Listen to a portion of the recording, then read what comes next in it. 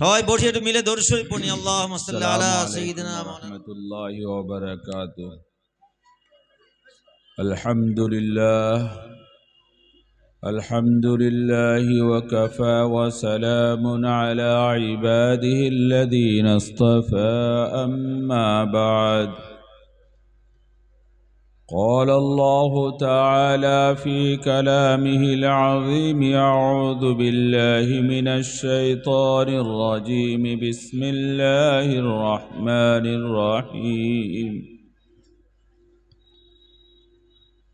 يا أيها الذين آمنوا اتقوا الله حق تقاته فلا تموتن إلا وأنتم مسلمون واعتصموا بحبل الله جميعا ولا تفرقوا إلى آخر الآية. وقال في موضع آخر كنتم خير أمة أخرجت للناس تأمرون بالمعروف وتنهون عن المنكر الآية.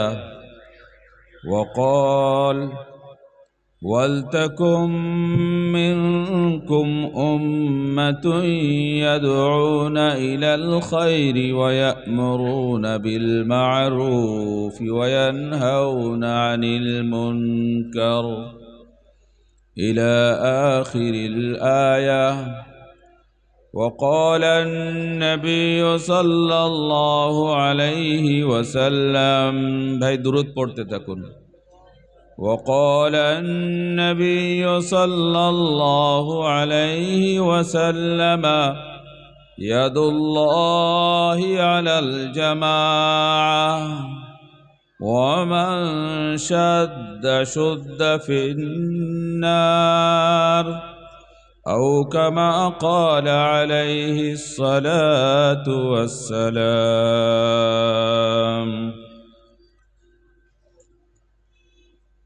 ভাই একবার অন্তর থেকে প্রিয় নবী সাল্লাল্লাহু আলাইহি ওয়াসাল্লামের প্রতি দুরূদ ইব্রাহিমী পড়ে নিন।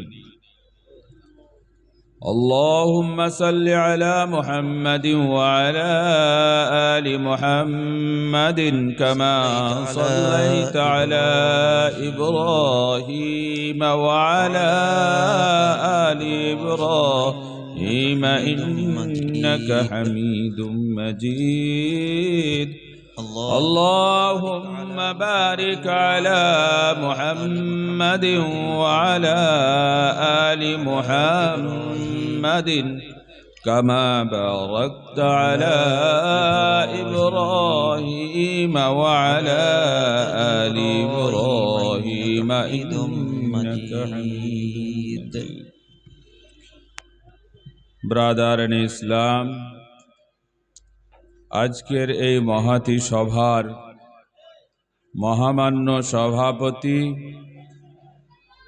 বিচক্ষণ সঞ্চালক, উপস্থিত ওলামায়ে দ্বীন, বুজুর্গানে মিল্লত ও আমার সামনে বসে থাকা ঈমান ও ইয়াকিনের জজবায় ভরপুর মুমিন মুসলমান ভাই ও বোনেরা, আমরা সেই সৌভাগ্যবান মানুষের মধ্য থেকে যারা আমরা এখানে ইসলামী শিক্ষার মহাব্বতে, নবী পাক সাল্লাল্লাহু আলাইহি ওয়াসাল্লামের জ্ঞান ভান্ডারের মহাব্বতে একত্রিত হয়েছি, সমবেত হয়েছি এবং আমাদের মধ্যে এই মিলন, এই মিলনের মূল মন্ত্র পারস্পরিক ভালোবাসা এবং আন্তরিকতা, আমাদের এই জমায়েত, আমাদের এই একে অপরের সাক্ষাৎ,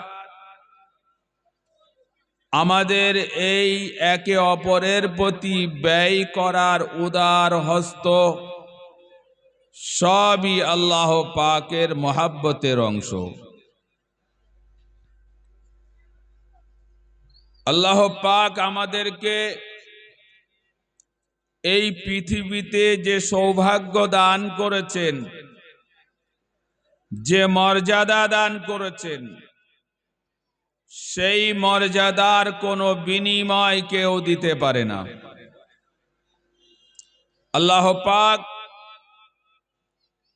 আমাদেরকে সর্বশ্রেষ্ঠ কিতাব কোরআনে মজিদ দান করেছেন, তার কোনো বিকল্প পৃথিবীতে নেই। কোরআনে পাকের কোনো দ্বিতীয় নেই।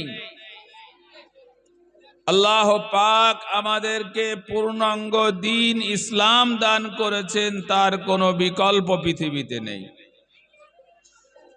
আল্লাহ পাক আমাদেরকে সর্বশ্রেষ্ঠ নবী দান করেছেন, সারা পৃথিবীতে তার কোনো বিকল্প নেই।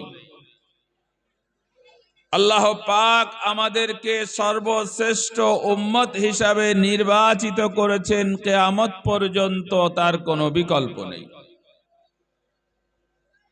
আল্লাহ পাক আমাদেরকে তার ভালোবাসা দান করেছেন, পৃথিবীতে তার কোনো বিকল্প নেই।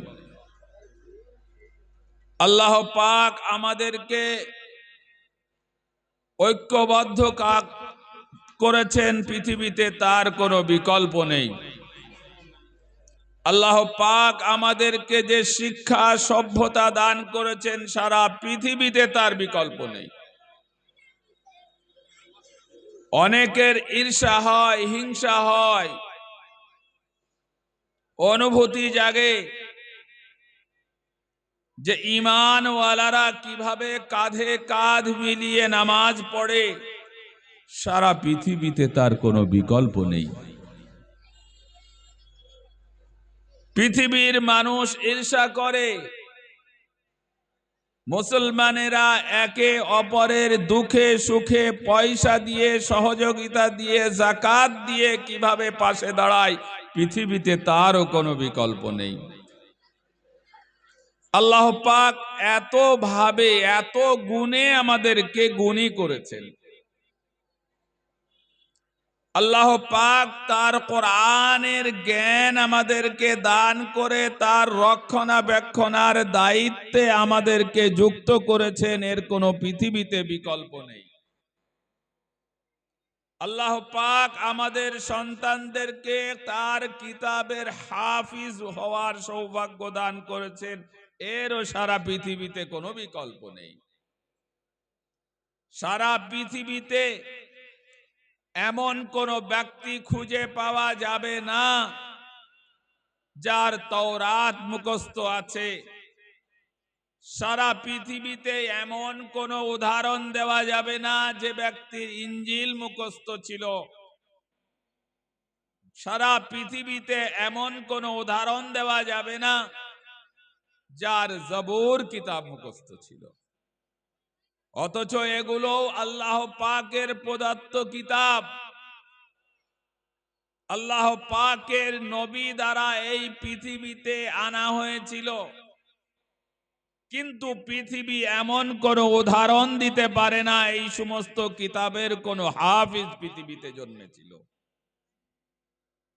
আল্লাহ পাকের কুদরত, আল্লাহ পাকের ইচ্ছা, এই উম্মতিকে আল্লাহ পাক এই সৌভাগ্য দান করেছেন যে একটা সিনাই আল্লাহ পাকের 30 পারা কোরআন পরিপূর্ণ অক্ষরে অক্ষরে জবর জের পেশে আল্লাহ পাক মাহফুজ করে দেন। পৃথিবীতে এর কোনো বিকল্প নেই। আমরা আমাদের গুণগত বৈশিষ্ট্য সম্পর্কে অনেক সময় ওয়াকিবহাল থাকি না, আমাদের স্মরণে থাকে না। তাই অনেক সময় আমরা হীনমন্যতায় ভুগি। আমি আপনাদেরকে হীনমন্যতায় ভুগতে দেব না। আপনারা এই পৃথিবীর সব থেকে মূল্যবান সম্পদ, প্রত্যেকটা ঈমানওয়ালা যতদিন এই জমিনের উপরে দাঁড়িয়ে আছে, কিয়ামত হবে না, হবে না। আল্লাহর নবীর ঘোষণা, যতদিন এই জমিনে কোন একজন ব্যক্তি আল্লাহ বলনেওয়ালা থাকবে, আল্লাহ পাক কিয়ামত আসতে দিবেন না, কিয়ামতের ফয়সালা করবেন। এই পৃথিবীর শান্তি শৃঙ্খলা, এই পৃথিবীবাসীর নিরাপত্তা এবং উন্নয়ন নির্ভর করছে আপনার আমার দায়িত্ববোধের উপরে। জনাবে নবী করিম সাল্লাল্লাহু আলাইহি ওয়াসাল্লামের স্পষ্ট ঘোষণা, কুল্লুকুম রাইন ওয়া কুল্লুকুম মাসউলুন আন রাইয়াতি। শুনে নাও আমার উম্মতির প্রত্যেকটা ব্যক্তি, কান খুলে শুনে নাও, আমি নবী মুহাম্মদ তোমাদেরকে সবক দিয়ে যাচ্ছি। তোমাদের প্রত্যেকের দায়িত্ব আছে, তোমাদের প্রত্যেকের দায়িত্ব সম্পর্কে সচেতন থাকতে হবে। তোমাদের প্রত্যেকের দায়িত্বের কৈফিয়ত আল্লাহ পাক নেবেন। কি দায়িত্ব? সর্বপ্রথম এবং প্রধান দায়িত্ব আল্লাহ পাকের প্রদত্ত কোরআন এবং শরীয়তের হেফাজত, তার সংরক্ষণের দায়িত্ব পালন করা। শেষ নবীর মাধ্যমে এই পৃথিবীতে যে জ্ঞানের অবতরণ হয়েছে, শেষ নবীজির মাধ্যমে এই পৃথিবীতে যে জ্ঞানের অবতরণ হয়েছে, মাছ যেমন পানি ছাড়া বাঁচতে পারে না, তৃপ্তি বোধ করতে পারে না, বেশিক্ষণ বেঁচে থাকতে পারে না, এই পৃথিবীতে যদি কোরআন প্রদত্ত জ্ঞান আল্লাহ পাকের দ্বারা নবীজির মাধ্যমে পাঠাতো জ্ঞান যদি না থাকে, জেনে রাখবেন পৃথিবীতে মানুষ বেশি দিন শান্তিতে বসবাস করতে পারবে না। আমাদের সভ্যতা, আমাদের মানবতা, আমাদের আখলাক, আমাদের চরিত্র নির্ভর করছে কোরআন প্রদত্ত জ্ঞানের উপরে। নবী পাক সাল্লাল্লাহু আলাইহি ওয়াসাল্লামের রেখে যাওয়া আদর্শের উপরে। সারা পৃথিবীর জ্ঞান যদি উজালা হয়ে থাকে, তার পিছনে আমার আপনার প্রিয় নবী উম্মতে মুহাম্মাদি নবী মুহাম্মদ মুস্তাফা সাল্লাল্লাহু আলাইহি ওয়াসাল্লামের মেহনত রয়েছে, তার শ্রম রয়েছে, তার উদ্যোগ রয়েছে। তিনি জ্ঞানের যে ঝর্ণা বইয়ে দিয়েছেন পৃথিবীতে, সেই জ্ঞানের ঝর্ণা সাহাবীরা যেভাবে সারা পৃথিবীতে বিস্তার ঘটিয়েছেন, যার কারণে সভ্যতা বেঁচে আছে, যার কারণে শান্তির মানুষ আশা করে, অশান্তিকে অপছন্দ করে। ইসলামী শিক্ষার ভিত এর বুনিয়াদ, যেদিন এই ভিত দুর্বল হয়ে যাবে, সেদিন এই পৃথিবীতে চির অন্ধকার নেমে আসবে। এই পৃথিবীকে জ্ঞানের আলোয় আলোকিত রাখার মর্মে মর্মে আপনাদের আমাদের অবদান এবং আমাদের দায়িত্ব। নবী পাক সাল্লাল্লাহু আলাইহি ওয়াসাল্লাম যেমন নিজের জীবন, নিজের মান সম্মানকে উৎসর্গ করে এই জ্ঞানের কে ধারণ করেছিলেন, এই জ্ঞানের প্রসার ঘটিয়েছিলেন। নবী পাক সাল্লাল্লাহু আলাইহি ওয়াসাল্লাম বলছেন, কুল্লুকুম রাইন, তোমরা প্রত্যেকে এই দায়িত্বে থাকবে, এই দায়িত্ব তোমাদেরকে পালন করতে হবে। শুধু তোমরা নিজের পরিবারের দায়িত্বে মনে করো না, নিজের সন্তানদের দায়িত্ব মনে করো না, সারা পৃথিবীতে জ্ঞানের প্রদীপ জ্বালিয়ে রাখার জন্যে যে প্রদীপ দরকার, তার জন্যে যে ম্যাটেরিয়ালস দরকার, তার জন্য যে পেট্রোল ডিজেল দরকার, সব তোমাদের দায়িত্বে থাকবে। নবী পাক সাল্লাল্লাহু আলাইহি ওয়াসাল্লাম বলছেন, বাল্লিগু আন্নি ওয়ালাউ আয়া। আমার উম্মতি, আমার বিশ্বাসী, আমার ভক্ত, আমার প্রেমিক, শুনে রাখো, আমার একটা একটা বাক্য সারা পৃথিবীতে তোমরা পৌঁছে দেবে, সারা পৃথিবীতে তোমরা পৌঁছে দেবে। প্রিয় বন্ধুগণ, এই দায়িত্ববোধে লালপুর মাদ্রাসার ভিত্তি স্থাপন, এখানকার যারা বুনিয়াদ রেখেছিলেন, আজ 30 থেকে 35 বছরে লালপুর মাদ্রাসার যে প্রোডাক্ট, লালপুর মাদ্রাসার যে খ্যাতি, যে প্রচার, সারা বাংলার মানুষ লালপুরকে জানে মাদ্রাসার নামে। এই মাদ্রাসা শুধু লালপুরের জন্য অবদান রাখেনি, এই প্রতিষ্ঠান সারা পশ্চিম বাংলার মুসলমানদের জন্য অবদান রেখেছে। আমাদের হাফিজরা আমাদের জাতীয় সম্পদ, আমাদের আলিমরা আমাদের জাতীয় সম্পদ। তাদের মাথায় আল্লাহ পাক যেমন আখিরাতে তাজ পরাবেন, দুনিয়াতে তারা আমাদের মাথার তাজ।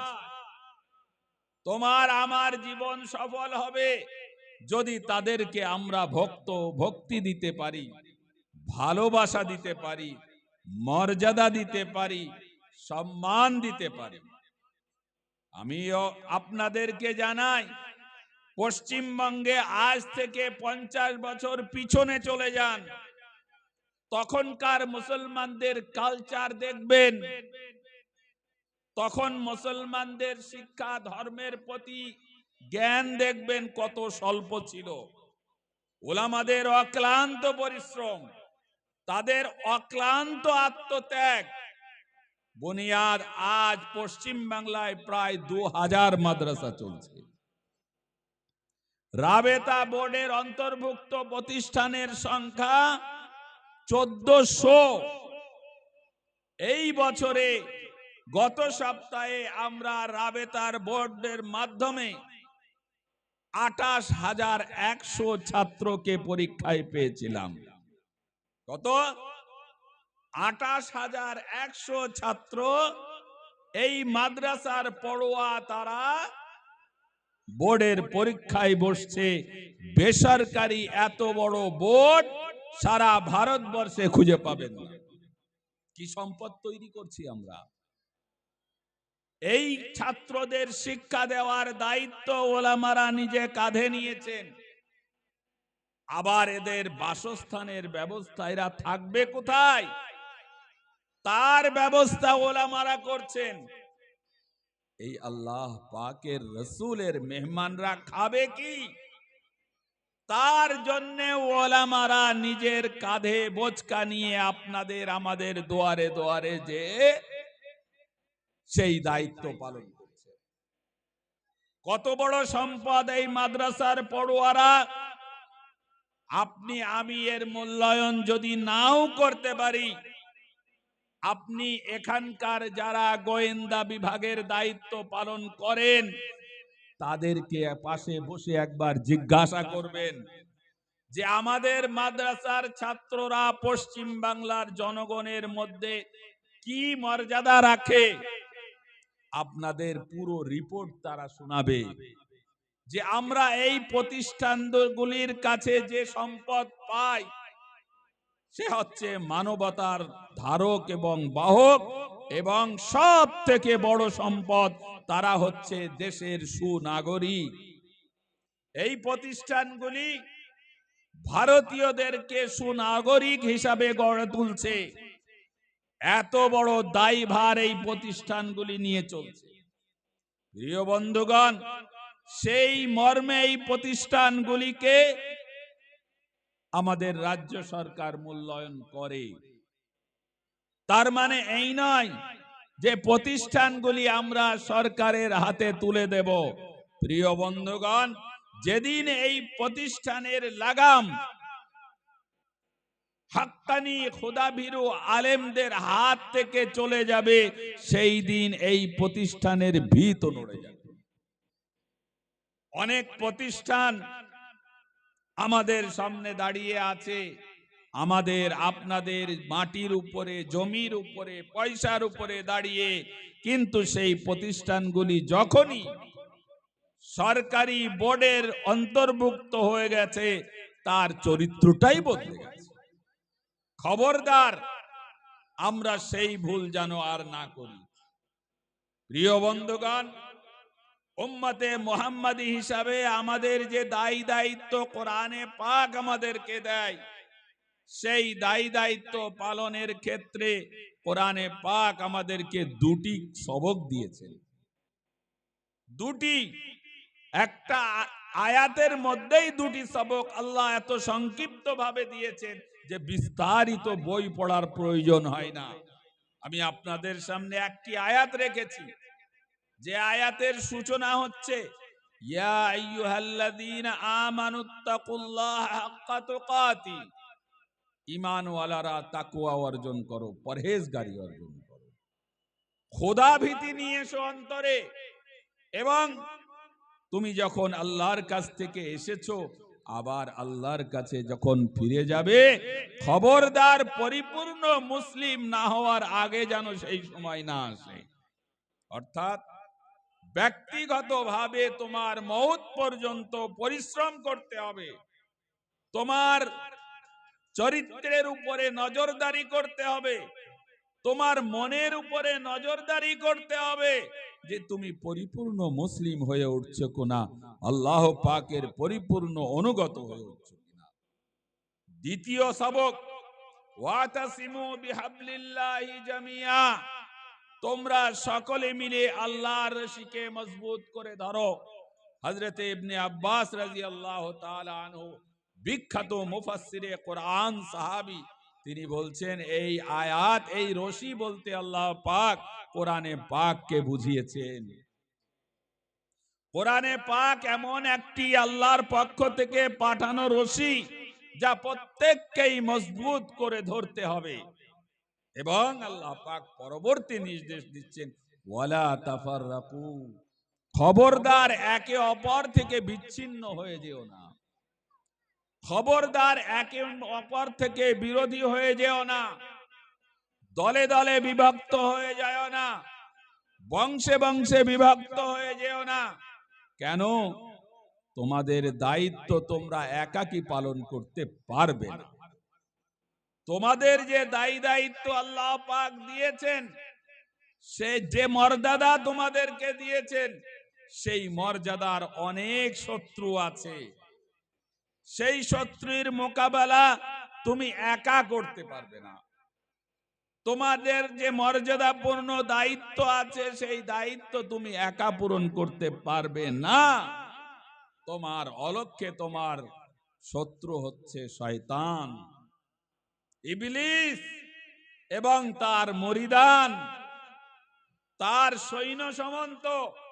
সে তোমার চোখের আড়ালে তোমাকে টুকটুকি বেঁধে দেখছে, তুমি কখন কি করছো, কোথায় যাচ্ছ, কি পড়ছো, কি খাচ্ছো, কি করছো, শয়তানের চোখের আড়ালে নয়। তাছাড়াও দুনিয়ার অনেক শক্তি তোমার শত্রু, পদে পদে তোমাকে বাধা দেওয়ার জন্য, তোমাকে আটকানোর জন্য, তোমাকে বিপদগামী করার জন্য তোমার দিকে সে চোখ রেখে চলেছে। এই শত্রুতার মোকাবেলা, এই শত্রু শক্তির মোকাবেলা করতে হলে তোমাকে ঐক্যবদ্ধ থাকতে হবে, উম্মতে মুহাম্মাদীকে এক জায়গায় থাকতে হবে। এই দুটি কথা, একটা হচ্ছে পরিপূর্ণ মুসলমান হওয়া, আর সমস্ত মুসলমানদেরকে এক জায়গায় নিয়ে আসা। আর এই দুটি কাজই নির্ভর করে মাদ্রাসা শিক্ষার উপরে, কোরআন এবং সুন্নাতের শিক্ষার উপরে। এই শিক্ষা যত অবনতি হবে, জেনে রাখবেন ঐক্যবদ্ধতার পরিবেশ তত নষ্ট হবে। এই কোরআন এবং হাদিস আমাদেরকে শেখায় আমাদের পিতা এক, আমাদের কিবলা এক, আমাদের শরিয়ত এক, আমাদের সমস্ত মুসলমান ঈমানওয়ালারা একে অপরের ভাই ভাই, কারোর সঙ্গে শত্রুতা করার জন্য নয়, কারোর পিছনে কাটি করার জন্য নয়, নিজেদের দায়িত্ব পালন করার জন্য। বন্ধু, এই একতা, এই সংঘবদ্ধতা অবৈধ শক্তির মোকাবেলা করার জন্য। আমরা জানি মুসলমানদের নানাভাবে বিরক্ত করার জন্য একটা শক্তি বরাবর কাজ করে চলেছে, তারা মানুষ রূপে শয়তান। তারা মানুষ রূপে শয়তান। নানা বাহানায়, নানা অপবাদে, নানা বেবুনিয়াদ কথা বলে, মিথ্যা কথা বলে মুসলমানদেরকে আক্রমণ করার একটা প্রবণতা ধারাবাহিকতা ভাবে চলছে এবং আমাদের মিডিয়া তা ফলাও করে প্রচার করছে, ফলাও করে প্রচার করছে। বিগত দিনে 15ই আগস্ট আমাদের এই মহান ভারতবর্ষের প্রধানমন্ত্রী, যিনি আজ 2010 থেকে 2025 পর্যন্ত বরাবর প্রধানমন্ত্রী, তার মুখ দিয়ে কথা আসছে কি যে ভারতবর্ষে নাকি রোহিঙ্গা এসে ভরে গেছে। 15 বছরের প্রধানমন্ত্রী তার নিজের নাক কেটে, নিজের ব্যর্থতাকে স্পষ্ট ভাষায় পরিষ্কার করে সে বলছে রোহিঙ্গা ভরে গেছে ভারতবর্ষে। রোহিঙ্গা ভরে গেছে তো বর্ডার সিকিউরিটি কি কাজ করে? 15 বছর তুমি কি করেছো? 15 বছর এই বর্ডার কেন নিরাপদ নয়? 15 বছরে বর্ডারের সুরক্ষা কেন করা গেল না? এত বড় নির্লজ্জমূলক কথা, নিজের ব্যর্থতা। আমরা জানি যারা নির্লজ্জ হয় তারা নিজের নাক কেটে অন্যের যাত্রা ভঙ্গ করে, তো সেই ধরনের আচরণ এটা। আজ আমরা বাঙালিরা যেভাবে SIR এর নামে পীড়িত হচ্ছি, যেভাবে আমরা আতঙ্কিত হচ্ছি, যেভাবে বাংলার মানুষ আত্মহত্যা করছে, যেভাবে বৃদ্ধরা মারা যাচ্ছে, তা ভারতবর্ষের জন্য অত্যন্ত লজ্জাকর। আমরা এই ওলামাদের জামাত, জমিয়তে উলামায়ে হিন্দ, আমরা প্রথম দিন থেকেই সুরটা বুঝতে পেরেছিলাম। তাই আমরা সমস্ত কাজ বন্ধ করে দিয়ে প্রত্যেকটা জেলায় জেলায় যে আমরা আমাদের কর্মীদেরকে, ওলামাদেরকে বুঝিয়েছিলাম যে বাংলার মানুষদেরকে যদি বিপদ থেকে বাঁচাতে হয় তাহলে এখন অনিবার্য কাজ NRC-র ফরম শুদ্ধভাবে ফিলআপ করতে মুসলমানদেরকে সহযোগিতা করা। আলহামদুলিল্লাহ, সেই কাজে জমিয়ত উলামায়ে হিন্দের কর্মীরা একক প্রচেষ্টায় সফলতা এনে দিয়েছিল। এবং পশ্চিম বাংলায় যখন দেখা গেল যে ভোটার বিশেষ কিছু কাটা গেল না, তখন আবার নতুন সুর এলো যে 2002 যারা যে নির্বাচন কমিশন বলেছিল যে 2002-এ যার নাম আছে, যার বাপের নাম আছে, যার নানার দাদার নাম আছে, মায়ের নাম আছে, তার কোনো কাগজ দিতে হবে না। নির্লজ্জের মতো সেই কথা থেকে ফিরে যে 2002-এ বাপের নাম রয়েছে তার নামে নোটিশ, ছেলের নাম রয়েছে তার নামে নোটিশ, নামের কোনো বানান ভেদ আছে তার নামে নোটিশ, কোনো ভুল নেই, কোনো ভুল নেই। 6 সন্তানের ঊর্ধ্বে সন্তান রূপে দাবি করেছে কোন 2002-এর লিস্টে নাম থাকা কোনো ব্যক্তির, তার নামে তাই সেই সন্তানদের নামে নোটিশ। এই ভাওতাবাজি দেশে চলছে। প্রিয় বন্ধুগণ, তিনবার আমরা পশ্চিমবঙ্গের নির্বাচন কমিশনের কাছে নিজেদের দায়িত্ব মনে করে তাদের কাছে দরবার করেছি, রাজ্যপালের কাছে দরবার করেছি যে কেন বাঙালিদেরকে হয়রান করা হবে, কেন অন্য রাজ্য থেকে বাঙালিরা মেরে লাশ হয়ে বাংলায় ফিরবে। এই অন্যায় বন্ধ হতে হবে। প্রিয় বন্ধুগণ, এটা হচ্ছে কোরআনের শিক্ষা, এটা হচ্ছে হাদিসের শিক্ষা, এটা হচ্ছে ইসলামের শিক্ষা যে অন্যায়ের সঙ্গে আপোষ করা যাবে না। অন্যায়ের সঙ্গে আপোষ যদি না করতে চান তাহলে আপনাদেরকে ঐক্যবদ্ধ হতে হবে। প্রিয় বন্ধুগণ, খারাপ মানুষেরা ঐক্যবদ্ধ হবে কি হবে না সেটা তাদের ব্যাপার। আপনি আমি যারা ভালো মানুষ বলে নিজেদেরকে মনে করি তাদের ঐক্যবদ্ধ থাকা হওয়া আরো বেশি জরুরি। আল্লাহ পাক এই নির্দেশ প্রত্যেক ঈমানওয়ালাকে দিয়েছেন, ওয়ালা তাফাররাকু, বিচ্ছিন্ন হওয়া, একে অপর থেকে দূরে সরে যাওয়া, কোন কাউকে বিপদে ফেলে এড়িয়ে যাওয়া, দেখেও না দেখার ভান করা, এই অপরাধ ইসলাম বরদাস্ত করে না। ইসলাম এর মান্যতা দেয় না। কোন ভাইকে একা ছেড়ে দেওয়া যাবে না। জমিয়ত উলামায়ে হিন্দের আজকের বাণী আপনাদেরকে নির্দেশ শোনাবো, পাড়ার বা গ্রামের কোন ভাইয়ের ভোটার লিস্টে যদি নাম না আসে পুরো গ্রাম রুখে দাঁড়াতে হবে যে এই ভাইকে আমরা তার পূর্বপুরুষ থেকে জানি আমার গ্রামের বাসিন্দা, কেন তার ভোট থাকবে না, কেন সে ভোটার হবে না, রুখে দাঁড়াতে হবে। সমস্ত শক্তি আপনার কাছে নত হয়ে আসতে বাধ্য।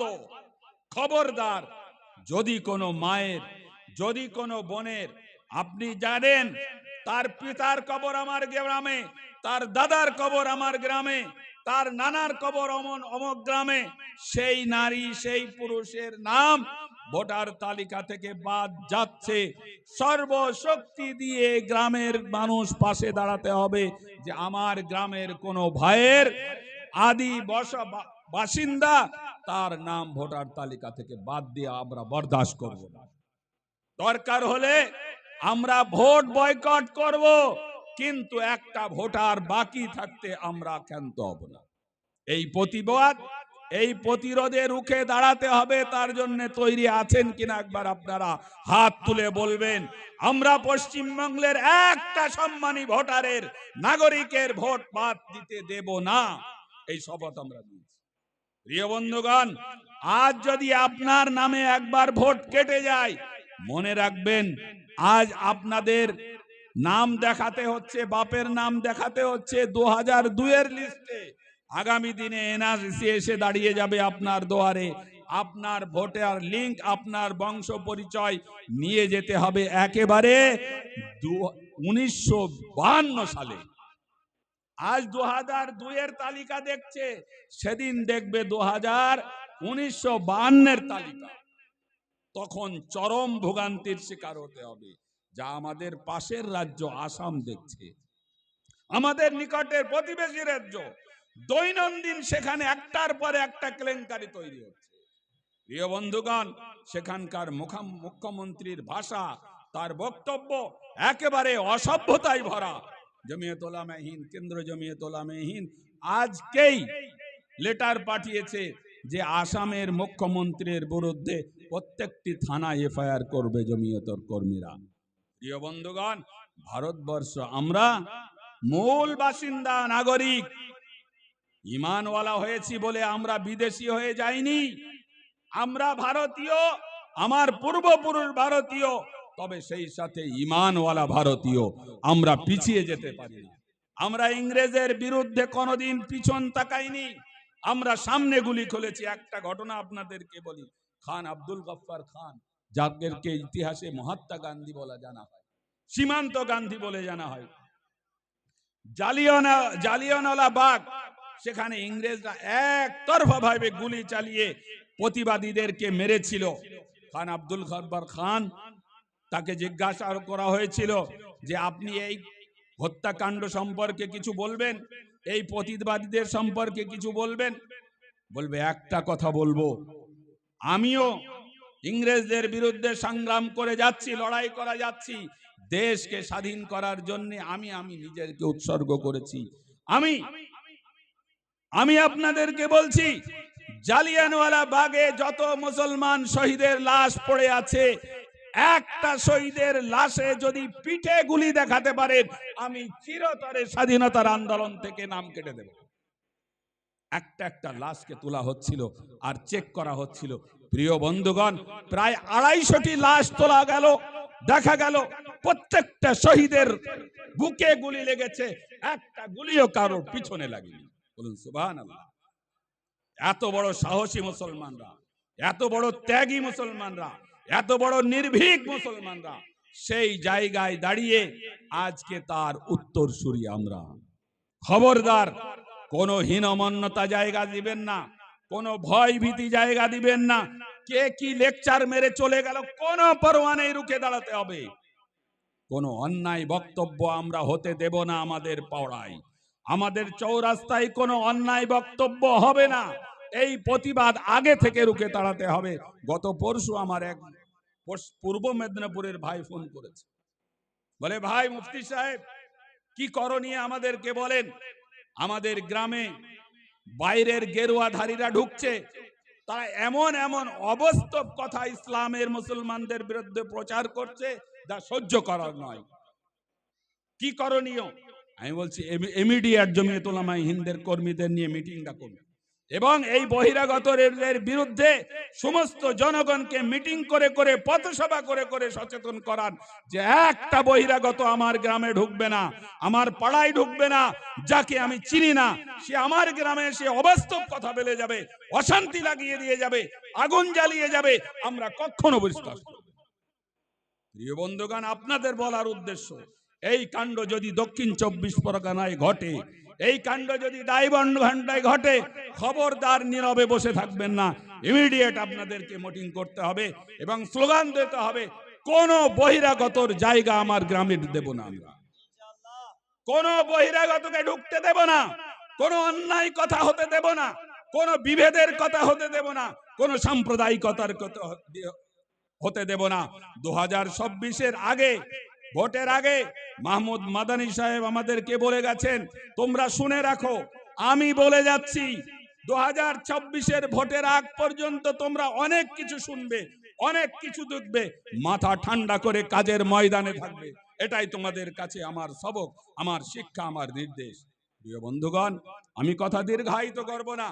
ভারতবর্ষের দায়িত্ব, ভারতবর্ষের উন্নয়ন, ভারতবর্ষের নিরাপত্তা, এখানকার মানুষের শান্তির জীবন নির্ভর করছে আপনাদের আমাদের জেগে থাকার উপরে। আমরা যদি ঘুমিয়ে যাই, ভারত ঘুমিয়ে যাবে। আমরা যদি সাহস হারাই, ভারত সাহস হারাবে। ভারত বিপন্ন হবে। এই ভারতের জন্য আমাদের অনেক বলিদান আছে, অনেক কোরবানি আছে, অনেক ত্যাগ আছে, অনেক রক্ত দিয়েছি আমরা, তবেই ভারত অখণ্ড এই জায়গায় দাঁড়িয়ে আছে। আমরা ভারতের দুর্দিন দেখতে চাই না। তাই জমিয়ত উলামায়ে হিন্দ তার প্রথম দিন থেকে আজ 2026 পর্যন্ত আপনাকে আমাকে সজাগ করছে, বিচ্ছিন্ন থাকবেন না, কোরআনী শিক্ষা থেকে নিজে দূরে থাকবেন না, কোরআনের আদর্শ থেকে দূরে থাকবেন না, শিক্ষা প্রতিষ্ঠান থেকে দূরে থাকবেন না। এখান থেকে যা নেওয়ার তা নিতে হবে, যা অর্জন করার করতে হবে। আমাদের ছেলেদেরকে এখানে পড়াতে হবে, শিক্ষা অর্জন করতে হবে, আদর্শ অর্জন করতে হবে, ইমানি সাহসে বলিয়ান হতে হবে, তবে আমরা আমাদের দায়িত্ব পালন করতে পারবো। এই লালফুল মাদ্রাসার এই উপস্থিতিকে আমি সম্বোধন জানাই, আমি শুকরিয়া জানাই। দীর্ঘক্ষণ ধরে আপনারা বসে আসছেন, এরপরেও আপনারা অনেক আলোচনা শুনবেন, কিন্তু আমি আবার বলছি 2026-এর ইলেকশন না হয়ে যাওয়া পর্যন্ত আমাদের অনেক দায়িত্ব, অনেক গুরুত্বপূর্ণ ভূমিকা পালন করতে হবে, অনেক মাথা ঠান্ডা রেখে কাজ করতে হবে। তার প্রথম চ্যালেঞ্জ আমাদের কাছে, যাতে কোনো বৈধ নাগরিকের ভোটার লিস্ট থেকে বাদ না যায়। তারপরে দ্বিতীয় দায়িত্ব, অলিতে গলিতে কালা ঘুরছে তার তালিকা তৈরি করা, তার নজরদারি করা। খবরদার কোনো বদমাইশকে নিজের গ্রামে ঢুকতে দেবেন না, কোনো বাজে আলোচনা করতে দেবেন না। তার জন্য আওয়াজ আগেই লাগিয়ে দিতে হবে। আমরা গ্রামবাসীরা কখনো কোনো বাজে আলোচনা, বাজে কথা আমার গ্রামে হতে দেব না। এই দায়িত্বটুকু অনুগ্রহ করবে। জমিয়ত উলামায়ে হিন্দের একজন দায়িত্বপ্রাপ্ত হিসাবে আপনাদের কাছে অনুরোধ রেখে বলে যাচ্ছি, খবরদার অবহেলা করবেন না। এটা মনে করবেন না এক কান দিয়ে শুনলাম আর এক কান দিয়ে বার করে দিলাম, মিটে গেল, তা কিন্তু হবে না। আমাদের আসামের অভিজ্ঞতা আছে, গ্রামকে গ্রাম জ্বলে গেছে এই পদ্ধতিতে। এইভাবে কাজ করে করে প্রতিবেশীর সাথে প্রতিবেশীর বিভেদ তৈরি করে, সন্দেহ তৈরি করে এই গ্রামগুলোকে আসামে তারা জ্বালিয়েছে। আমরা বাংলা ইনশাআল্লাহ সেটা হতে দেব না। তার জন্য আমরা এই আওয়াজ আপনাদের কাছে দিয়ে যাচ্ছি। আল্লাহ পাক আমাদের আপনাদের সকলকে নেক এবং এক থাকার তৌফিক দান করুন, নেক এবং এক থাকার তৌফিক দান করুক। সমস্ত ভেদাভেদ ভুলে যান এবং শত্রুকে মোকাবেলার জন্য সংঘবদ্ধ অবস্থান তৈরি করুন। এটা ওলামাদের দাবি আপনাদের কাছে, এটা মাদ্রাসাওয়ালাদের দাবি, এটা বর্তমান সময়ের দাবি, এটা জমিয়ত উলামায়ে হিন্দের দাবি। আল্লাহর নবীর ওই কথা মনে রাখবেন, আল্লাহর সাহায্য যদি চাও তাহলে সংঘবদ্ধ হও, যদি সংঘবদ্ধ না হতে পারো তোমরা কিন্তু জাহান্নামে পতিত হবে। তোমাদের দুনিয়াটাই জাহান্নামে পতিত হবে। আখেরাতের জাহান্নাম, পরকালের জাহান্নাম তো পরের কথা, এই দুনিয়াটাই জাহান্নামে পরিণত হবে যদি মুসলমানরা বিচ্ছিন্ন, বিক্ষিপ্ত এবং বিভক্ত হয়ে যায়, ঐক্যবদ্ধ না থাকে। সেই দিন যেন আমাদের সামনে, আমাদের সন্তানদের সামনে না আসে। আল্লাহ পাক আমাকে আপনাকে সেইভাবে গড়ে ওঠার এবং গড়ে তোলার দায়িত্ব পালন করার তৌফিক দান করুক। ওয়া আখিরু দাওয়ানা আনিল হামদুলিল্লাহি রাব্বিল আলামিন। আপনাদের এই স্বতঃস্ফূর্ত উপস্থিতি এবং দান, এই প্রতিষ্ঠানের প্রতি আপনাদের ভক্তি, হাদিস অনুযায়ী আল্লাহ পাক বলছেন ওয়াজাবাত মুহাব্বতি লিল মুতাজালিসিনা ফিয়া। আমি আল্লাহ স্বয়ং ঘোষণা করছি, যারা আমার ভালোবাসায় একত্রিত হয়, এক মজলিসে বসে, একসঙ্গে খায়, একসঙ্গে আলোচনা করে, তাদের জন্য আমার ভালোবাসা আমি ওয়াজিব, অনিবার্য করে দিলাম। বলুন সুবহানাল্লাহ। ওয়া আখিরু দাওয়ানা আনিল হামদুলিল্লাহি রাব্বিল আলামিন। আসসালাতু ওয়াসসালামু আলা সাইয়্যিদিনা মুহাম্মাদিন ওয়া আলিহি ওয়া আসহাবিহি আজমাইন। অনেক দূর থেকে এসেছি, কালকে সকালে আবার পূর্ব মেদিনীপুর যেতে হবে। এই সামান্য কিছু আবেদন নিবেদন আপনাদের কাছে করজোড়ে রেখে আমি আমার কথা শেষ করছি। আল্লাহ পাক আপনাদেরকে ভালো রাখুক, এই প্রতিষ্ঠানকে বড় করুক এবং কিয়ামত পর্যন্ত এই প্রতিষ্ঠান থেকে দ্বীনে ইসলামের খিদমত হোক। এই আমাদের দোয়া, এই আমাদের কামনা। আল্লাহুম্মা আমিন। জাযাকাল্লাহ। জনাব মুফতি সাহেব।